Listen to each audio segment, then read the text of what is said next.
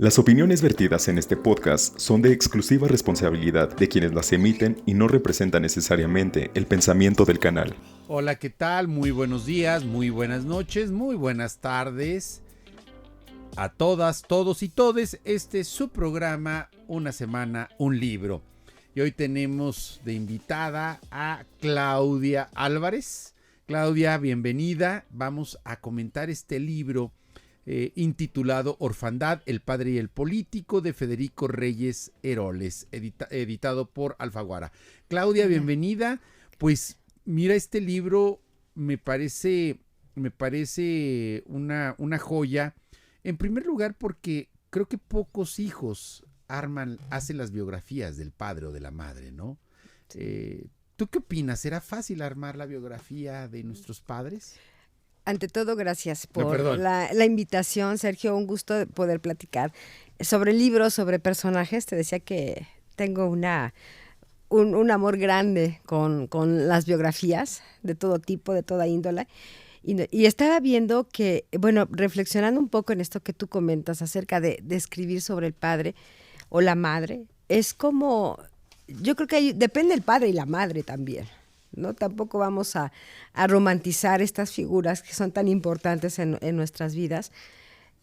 Tal vez era esta manera de reconocer todo el talento, de lo que pues todo indica que fue un hombre honesto, trabajador, pendiente familiarmente hablando, con sus asegúnes, con sus matices, ¿no? En algunos puntos. No entró a la rotonda de los hombres ilustres por esta sombra del movimiento del 68, ¿no? Que pues ahí Díaz Ordaz fue como muy incisivo, ¿no? En la cuestión de que fuera a negociar, a ver qué podía hacer para evitar esta masacre. Sin embargo, se agradece el conocer a un personaje o descubrir a un personaje cuyos tintes quizá muchos ni imaginábamos, ¿no? Y la primera sorpresa ¿No? la primera sorpresa que encontré o que me asaltó fue que no era tan viejo como parecía Jesús Reyes Heroles. Yo imaginaba un hombre de 70 años cuando es director de Pemex, sí, y que prácticamente llega en el ocaso de su vida cuando es secretario de Educación, lo echaba unos 75 hasta 80 años. Y pero resulta que muere de 63 años, Claudia. Es decir, sí, para el promedio de edad que estamos viviendo, pues digamos sería un hombre en una edad intermedia, ¿no? Desde luego. O sea, si hacemos una comparación, te puedo decir, son 10 años más los que yo tengo 55. Sumemos 10 más, 65 años. Pero ¿cómo ha cambiado esa figura, no? Y a lo mejor también es parte de una orfandad, porque vamos quedando huérfanos en diferentes aspectos. No nada más de necesariamente de papá o mamá, sino de situaciones, de momentos históricos, quizá de aspectos también.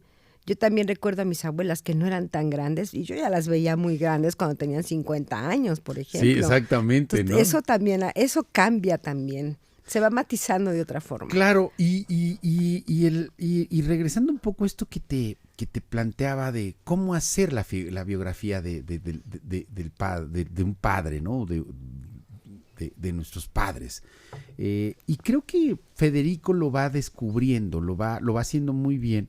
Desde luego creo que hay un criterio sesgado, admira al padre, eso es evidente, Creo que hay elementos para admirarlo en términos de su trayectoria política, en términos de trayectoria personal. Bueno, pues es un terreno muy, muy, muy, muy frágil, no sé si ahí podríamos decir, pero habría algunos aspectos que destacar, ¿no? Justo esto es su vida familiar, una vida familiar, digamos, podemos ponerla como ordenada, uh-huh. Y en las primeras páginas Federico dice, respecto a su padre, dice, sobre todo haciendo el contraste con que la madre vive más tiempo y su padre no, y dice,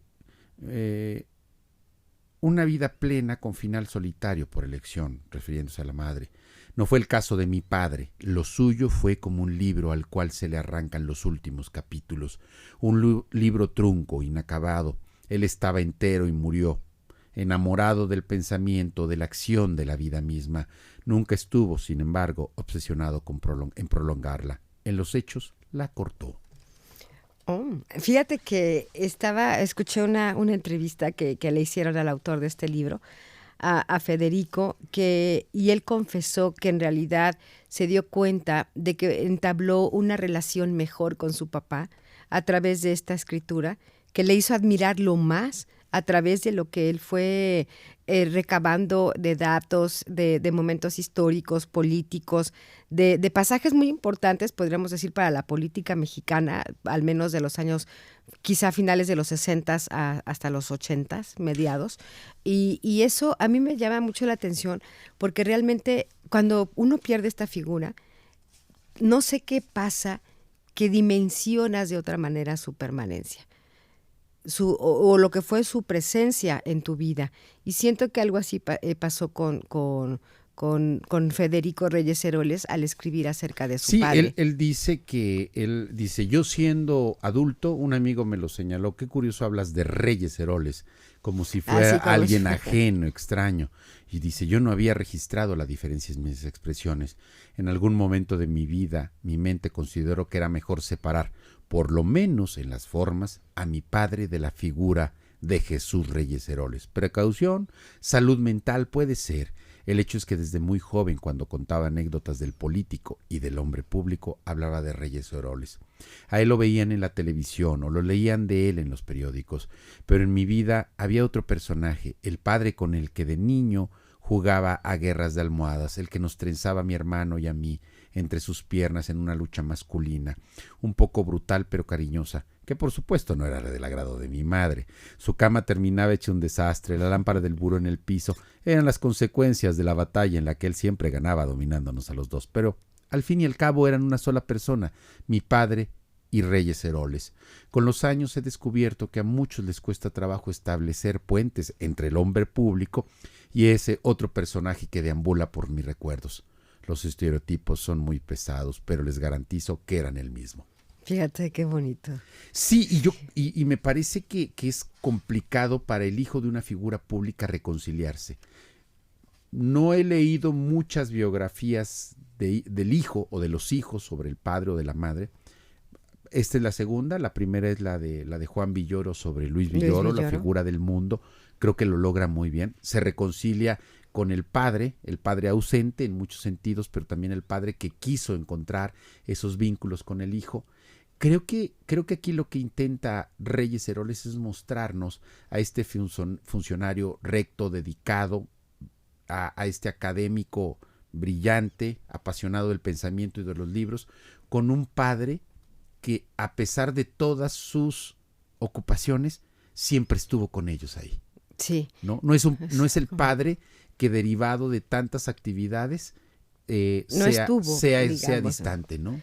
Y tomando en cuenta todas las actividades que realizó Jesús Reyes Heroles, ¿no? En la Secretaría del Trabajo, en la Secretaría de Educación Pública, en sus inicios en los ferrocarriles, en el IMSS, y pues también en esta, pues que debió haber sido como muy importante, ¿no? En la época de López Portillo como secretario de gobierno, también muy cerca con Miguel de la Madrid, con Echeverría.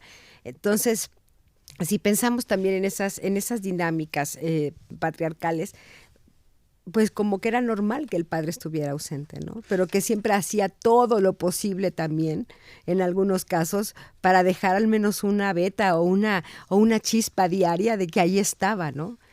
Yo así lo concibo. O sea, al escuchar hablar sobre Federico Reyes Heroles y Jesús Reyes Heroles como hijo y padre respectivamente, pues también hago esta comparación, ¿no? Con lo que pueden ser nuestros padres, nuestras madres, cuando pues por trabajo no están, que tratan de dejar un algo de decir, no, sí estoy, sí permanezco, y generar como un hilo, ¿no? Invisible, y permitir de alguna manera esa presencia. Y creo que en este caso se hace todavía mucho más necesario para él reconciliarse entre el hombre público y el padre, ¿no? Totalmente, claro. Creo que es una especie como de exorcismo de ese fantasma que está ahí presente, ¿no? Cierto. Y creo que el libro te va salpicando de estas anécdotas. No es, digamos, una biografía en un sentido que vaya recorriendo desde el nacimiento hasta la muerte de su padre, sino está construido por distintos pasajes que nos van mostrando a ese hombre dedicado, un hombre apasionado de los libros, un hombre también con un carácter, con un humor bastante curioso, y como ahorita lo vamos a ver, y por otro también un hombre sensible, que pareciera que el secretario de Gobernación no llora, que el director del IMSS no llora, claro, y que el director de Pemex no llora. Y sin embargo dice, el único día que vi llorar a mi padre fue cuando le informaron que su hermano había fallecido. Tenía aviso, sabía que el cáncer de páncreas lo estaba derogando. Aún así, cayó molido. Fíjate. Claro, es que no sé tú qué opinas, pero regularmente es muy complicado deslindar lo público de lo privado. No, esa es una... no, hombre, no se puede. Bienvenida al club. Es cuando dicen yo soy muy profesional, no combino lo personal. No, hombre, todo lo personal es público, totalmente. Todo lo personal es político, ¿no? Y no hay objetividad. No, hay subjetividad. Claro, aquí, bueno, pues él señala cómo su padre es hijo de migrantes españoles que llegan a Veracruz, que la viven mal. Él mismo señala ahí que el papá era muy estricto con aspectos de higiene personal, y dice, pues algo pasó en su infancia que seguramente eso lo llevaba a ser muy estricto en la higiene, ¿no? Y también este hombre que con el esfuerzo y con su capacidad intelectual logra salir adelante. Y señala aquí cómo dice, mi padre platicaba que cuando llamó a su madre por teléfono después del examen profesional para informarle que había obtenido mención honorífica, ella le preguntó si eso era bueno o malo. Pero habla de este personaje, ¿no? Que insisto, al menos parecería como una especie de la casta divina de esa época, y resulta que no, que fue un hombre que se fue haciendo la adversidad, que incluso ahí también señala cómo al propio hijo le toca escuchar noticias sobre supuesta riqueza del padre, que era aficionado a los yates y que incluso tenía uno y de considerables dimensiones, o que era aficionado al golf, y entonces dice, mi padre con yate, dice, no hombre, pues eso nunca lo hubiera hecho. Dice, pues no tenía dinero, no era algo que le interesara.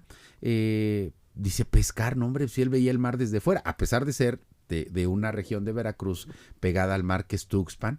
Dice, el golf, no, dice, si al contrario se burlaba de sus amigos que iban correteando a la pelotita. Lo que sí nos muestra es a un veracruzano que dice que a pesar de ser de Tuxpan no decía leperadas. Dice, pero algunas veces sí las decía. Dice, un día caminábamos por la calle, no recuerdo dónde, pero sí que hacía calor. De pronto señaló un señor en la otra acera y me dijo, es un pendejo. Me quedé muy asombrado. ¿Lo conoces? Pregunté. No me respondió. Pero iba caminando por el sol cuando de este lado había sombra. Era un pendejo, o por lo menos muy distraído. Y la otra... Con este humor que dices, ¿no? Claro, sí, así como muy propio, me imagino a Reyes Heroles. Hasta intelectualizando, ¿no? el humor. El humor, y ahí te va otra, dice, entonces le anuncia el compromiso matrimonial. Tenía ya varios años de novio con su esposa, Federico Reyes Heroles, y dice que bueno, que la madre le insinuaba a Beatriz que los hombres eran muy malvados y que quizá yo la podría dejar por otra, y le puso ejemplos de amigas suyas. Nos llegó el momento y sin más invitamos a mis padres a cenar, como era lo común. Estábamos en la sala de su casa tomando una copa cuando se los anunciamos. Nos vamos a casar. A mi madre le invadió el llanto, mi padre se levantó y en tono de reclamo cariñoso me dijo, serías un pendejo si no te casaras con Beatriz. Todos soltamos la carcajada, fue la única. ¿No? Y luego además también creo que aborda ese estilo o esa época de la política mexicana, en donde el PRI tenía un dominio total, ¿no? Era incluso al propio Reyes, ¿no? En alguna ocasión a Reyes le dijeron que era el Jesús del gran poder. Sí. Pero, y que no quería ser presidente, realmente. No quiso ser, y no podía por su condición de hijo de migrantes. De migrantes, claro. ¿no? Pero justo ahí va es un hombre que sabe sortear estos engaños del poder. Cuando Díaz Ordaz le dice, oiga, ¿y cómo ve? Exactamente, pues no se la cree y dice, no, a ver, presidente, no enoje usted conmigo, pues nada más me está lanzando para ver cómo se comportan las otras fichas. Sí, porque no recuerdo si fue... ¿cuál de los presidentes de ese entonces también era hijos de españoles?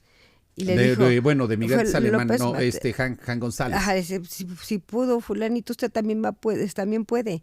Ah, no es cierto, no era de Ávila Camacho. Ávila Camacho. Dijo, mire, los papás de Ávila Camacho también son españoles.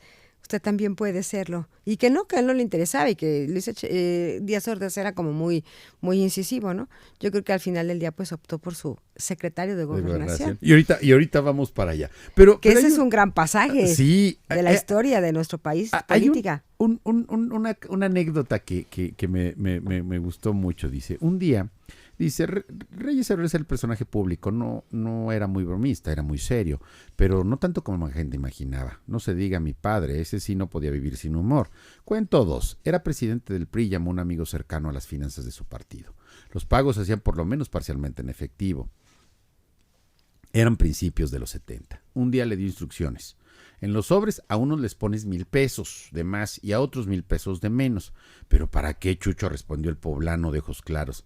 Si reciben menos y no te reclaman, son unos pendejos. Si reciben más y no te aclaran, son unos rateros. Huelga decir que la lista confidencial de los dos rubros era motivo de grandes carcajadas. Bueno, una buena táctica, ¿no? Para ver por dónde andaban en cuestión de moral. Sí, pero eso me encantó. Y claro, está retomando lo que tú decías de la relación con Reyes Heroles y sobre todo en general en la política de esa época.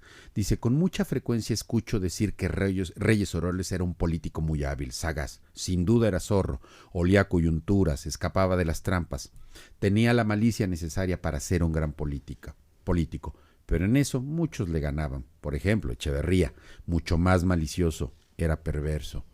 Reyes Heroles no se acercaba a ese territorio, incluso fue víctima de sus extremos.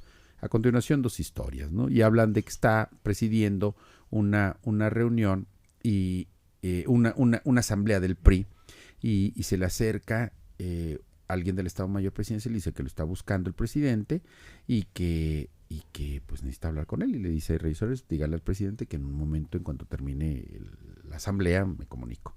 Y le vuelven se acerca otra vez que quiere hablar el presidente. Y entonces se levanta y toma el teléfono y le dice, Chucho, nada más para confirmar nuestra cita a la 1:30. La maniobra estaba hecha. Había exhibido ante la asamblea del PRI que los pinos mandaban. Solo el presidente podía levantar a Reyes Heroles y lo hizo con toda puntualidad. Eso va más allá de la astucia. Horas después llegó Reyes Heroles a Los Pinos y sin más dijo, permítame presentarte a nuestro candidato. Tomó la bocina y dijo que entre y apareció López Portillo. En ese momento le pidió su renuncia al PRI. Póngase de acuerdo para el destape y los dejó unos instantes solos. En un par de minutos López Portillo, conocido de Reyes Heroles, le dijo, no entiendo, Chucho, ¿por qué tu remoción? Acuérdate de Maquiavelo, serás un príncipe encorsetado, le lanzó Reyes Heroles. Fíjate. Solamente lo hizo para dejar en claro quién era el que mandaba, ¿no? ¿Quién era el jerarca? Y bueno, y así era el PRI, ¿no?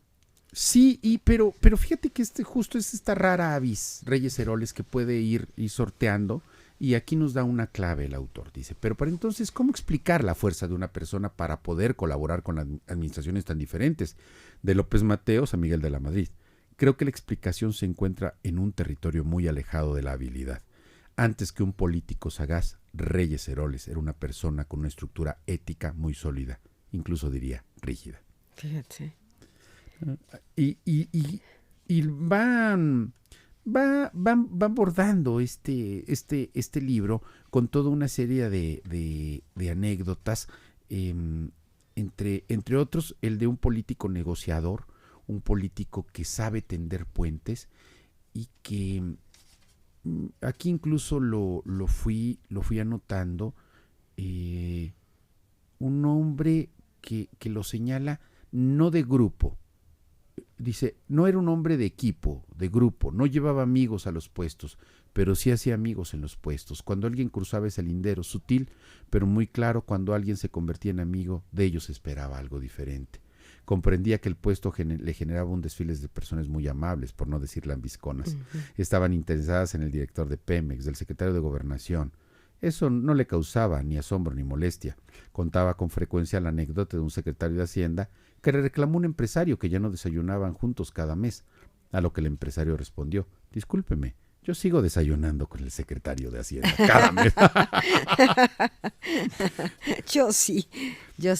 Fíjate que me llama la atención tu manera de leer los libros, me gusta porque es doblar páginas para señalar, ¿no? algún interés, el subrayar, el redondear, y yo leo también así. Bueno, nuestro patrocinador de este programa se infartó cada que creo que por eso ya no quiso ser mi interlocutor, porque se infartaba cada que veía los libros subrayados. ¿Cómo lo regresabas? No. Pero retomando al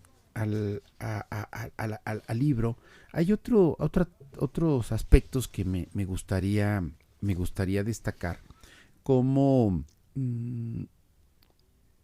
él es un hombre que es clave en un momento crítico de la política mexicana, que es la década de los 70s, ¿no? Todo la convulsión provocada por el movimiento del 68, que le toca enfrentar a Echeverría, que no sabe cómo resolverla, y que Reyes Aureles termina dándole esa clave para resolver esas tensiones, ¿no? Y que es la gran reforma de 1977, ¿no? Uh-huh. Cómo él puede ir construyendo ese entramado tanto de espacios de diálogos, de personajes que van a derivar en esa reforma que posibilita la incorporación de la izquierda a la arena electoral, ¿no? Totalmente. Y fíjate que esa parte, bueno, era una época sumamente convulsa, ¿no? El 68 arrastró mucha convulsión por aquellos días y sobre todo también dentro de estas figuras presidenciales que eran, como describías hace un momento, ¿no? Eran imponentes, pues de repente parecieran hacia nivel emperador, y que solo se decía, ¿no? O hacía lo que ellos decían. Y se necesitaban como estos artífices para poder suavizar al menos internamente dentro de la política, y desde luego también hacia la sociedad, ¿no? Porque al final del día es con quienes, quienes podían llevar las consecuencias de lo que estuviera mal o bien hecho en los gobiernos, ¿no? Hasta la fecha, obviamente, pero... Sí, pero ese personaje, y creo que me está jalando muchísimo. Lo conocía, sabía de sus hechos políticos o públicos, por decirlo de alguna manera, pero estos detalles donde él va combinando este sentido ético. Totalmente. Que creo que eso habría que resaltarlo. Un hombre que sabe decir no, un hombre que sabe sabe plantear sus principios. Particularmente destacaría dos, de cuando Díaz Ordaz juega con él para que se reformara la Constitución, le dice no, y la otra cuando se confronta con López Portillo por el tema del Papa, ¿no? La visita del Papa, y donde él dice, bueno, nosotros no podemos estar presentes en esta ceremonia. Él es un líder religioso, no un jefe de Estado. Exacto. Y cómo le expresa su malestar a López Portillo, y pues digamos que eso no le gusta al presidente López Portillo, ¿no? Que se desvive por recibir al Papa, que lo lleva a una misa a Los Pinos que lo vea su madre, doña Cuquita, en fin, ¿no? Toda su familia. ¿Qué año fue esa visita? ¿79? Así es, sí, así ¿verdad? es. Sí, enero sí. del 79. Y sí, y luego esta época de una forma de ser política, en algunos casos de manera prepotente, con demasiados excesos, y él es esa rara avis, insisto, de la política mexicana de esos tiempos, en donde lo característica es la sobriedad, la sencillez por un lado, pero también, y lo dice que no sabía vestirse y luego se tuvo que volver elegante, por un lado, y por otro, un hombre enormemente culto, un bibliófilo. Sí, y que leía en varios idiomas, exactamente, ¿no? Sí. Y también esta forma del humor, pero es humor que terminaba, perdón por la expresión, terminaba siendo muy fino, ¿no? Como sí, claro. Esta dice, en aquellos tiempos mi padre se mofaba con expresiones chuscas de ciertos personajes. Cuando alguien le preguntaba si fulano era honrado, respondía, sí, ahora, honrado, lo que se dice honrado, no. Cuando alguien afirmaba de sutano que no había robado, siempre respondía, pero está donde hay, porque si no, no tiene gracia. Ese tipo de frases que te dejan pensando y no hay una acusación, no hay un señalamiento, desde que luego. Queda como abierto, ¿no? Y que no hay desde luego pues algún tipo de leperada, como se dice, ni grosería, ni tampoco agresión, ¿no? Como, pero he estado donde hay, ¿no? Entonces, pero si no he estado, pues entonces no tiene gracia. Que dicen, no me pongas donde, no me des, ponme donde hay, más bien ¿no? era una adaptación así, de esa frase, de una ¿no? forma más fina. Y entonces, como para irnos trazando esta ruta hacia el final, cómo Reyes Heroles va construyendo su trayectoria. Me parece que esto que tú mencionabas también, lo del 68, menciona varias notas donde él forma parte de ese grupo en el que tiene esa responsabilidad de tratar de tener una salida negociada, que no ocurre, que no se logra justo pues porque el propio Echeverría es el que empuja esa salida. Es un hombre que también corre riesgos, lo señalan aquí, al menos 2 atentados, uno cuando fue director de Pemex, ¿no? Ahí, luego también como director del IMSS, como está, pues digamos, grupos políticos bastante inconformes con él, no les gusta, incluso no lo señalan aquí, pero lo menciona en algún libro que la quina se refería a Reyes Heroles como gachupín coñaquero, ¿no? Entonces... Que era cuando empezaba a figurar la quina, ¿no? Más o menos por esa época. Sí, y terminaría como quisiera cerrar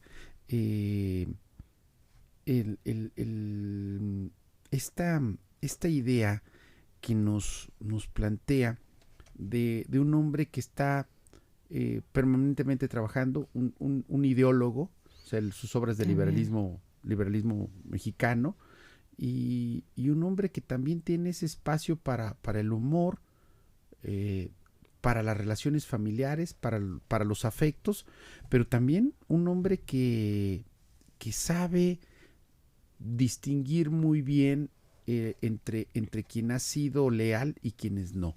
Y es lapidario. Estaba tratando de encontrarlo, cuando en todos sus ires y venires de la política, pues se encuentra a la ingratitud de quien, o digamos, la hipocresía de quien estando en el poder lo buscaba, y que cuando entra en receso lo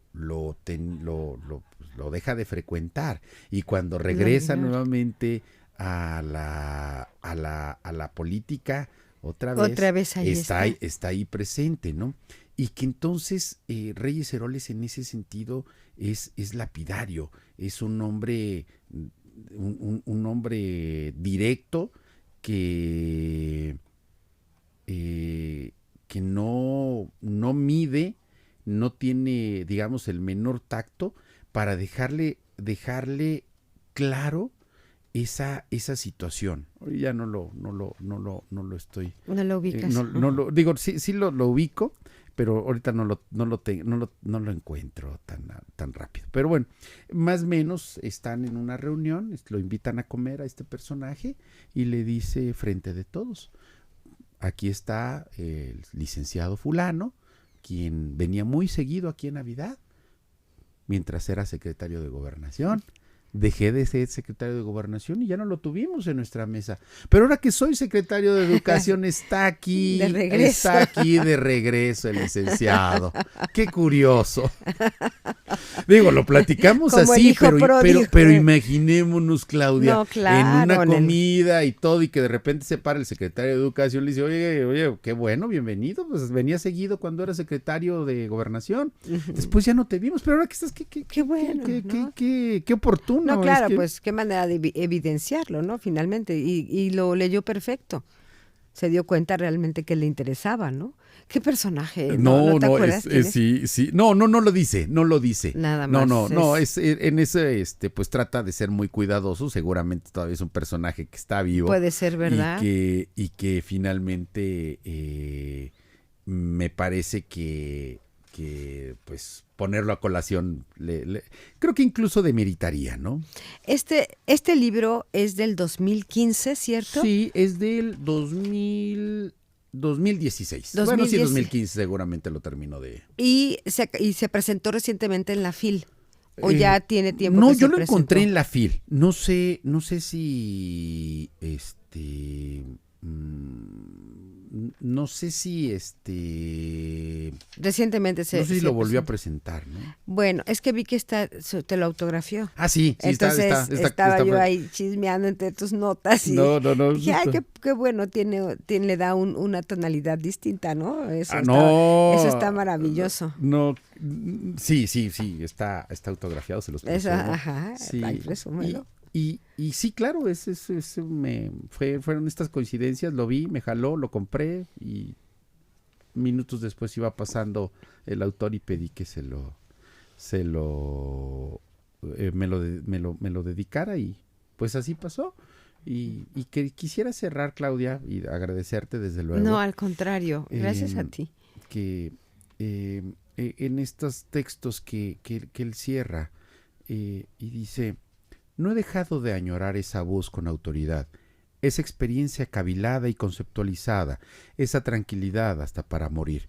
¿Cómo no añorarlo si me hacía bromas como el alcoholito para despertar? Una anécdota que los invito a que la lean.